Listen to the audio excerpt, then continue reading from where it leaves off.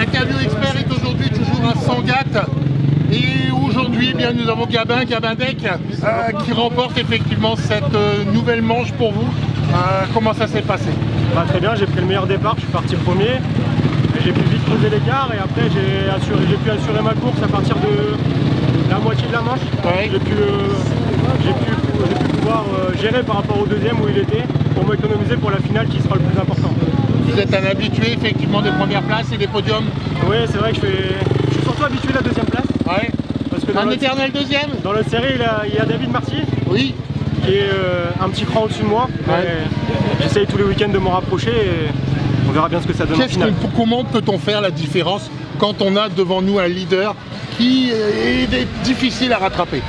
Ah ouais, c'est vrai que David c'est un super pilote, il a une sacrée expérience et moi j'essaie juste de me rapprocher de course en course et de prendre son rythme, de partir avec lui, d'accrocher le plus possible. Et puis jusqu'au jour où ça paiera. Est-ce que selon vous, il y a une manière effectivement pour rapprocher? Est-ce que ce soit pendant la course, pendant un tiers, deux tiers de la course, le plus difficile pour vous, est-ce que c'est peut-être d'aller chercher les retardataires? Ouais, c'est vrai que j'ai peut-être un peu plus de mal que lui avec les retardataires, mais dans tous les cas, il est, on va dire, une petite seconde plus rapide que moi. Et je pense qu'avec un peu plus de prise de risque, je pourrais accrocher un peu plus et espérer rouler avec lui. On garde, la priorité reste la sécurité avant tout. Ouais, bon, on est sur une course amateur, hein. Moi j'ai 2 enfants, demain je travaille, je prends pas non plus tous les risques pour gagner, mais j'essaye de m'en rapprocher le plus proprement possible en gardant une marge de sécurité pour éviter les grosses chutes. En ayant un travail à côté, en étant bien sûr pas professionnel, quelles sont effectivement les manières de vivre? Est-ce qu'on s'impose systématiquement quelque chose? Ouais, il faut avoir quand même un rythme sportif pour pouvoir tenir une manche à des rythmes quand même assez conséquents. Ouais. Même si c'est au niveau amateur, c'est un sport dangereux et voilà, je fais du sport quasiment tous les jours. Quel sport? Je vais à la salle de sport, course à pied et piscine.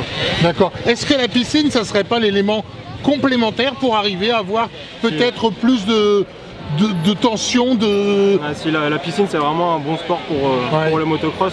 Ça permet de détendre à la fois les muscles et d'avoir surtout au niveau du dos d'avoir un dos bien musclé. Ouais. C'est très important pour rester gainé sur la moto.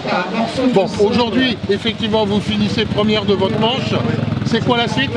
La suite c'est avec la finale contre David. Ouais.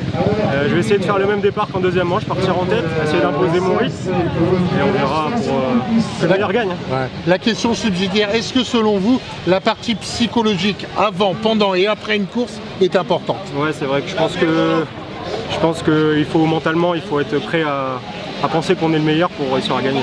En dehors de ça, est-ce que suivi par un psychologue, cela selon vous pourrait vous aider? Il y en a qui le font, hein. C'est vrai qu'on l'a déjà dit parce que j'ai toujours du mal à rouler en course comme je roule à l'entraînement, je roule beaucoup mieux à l'entraînement. Et j'ai toujours cette pression en course qui me fait que mon pilotage est un peu moins naturel en course. Ouais. C'est vrai qu'il faudra peut-être que je travaille là-dessus, mais c'est à réfléchir. Vous parlez avec des professionnels psychologiques pour vous aider effectivement à passer outre entre guillemets, pas ce souci, mais cet élément qui vous empêche d'être devant.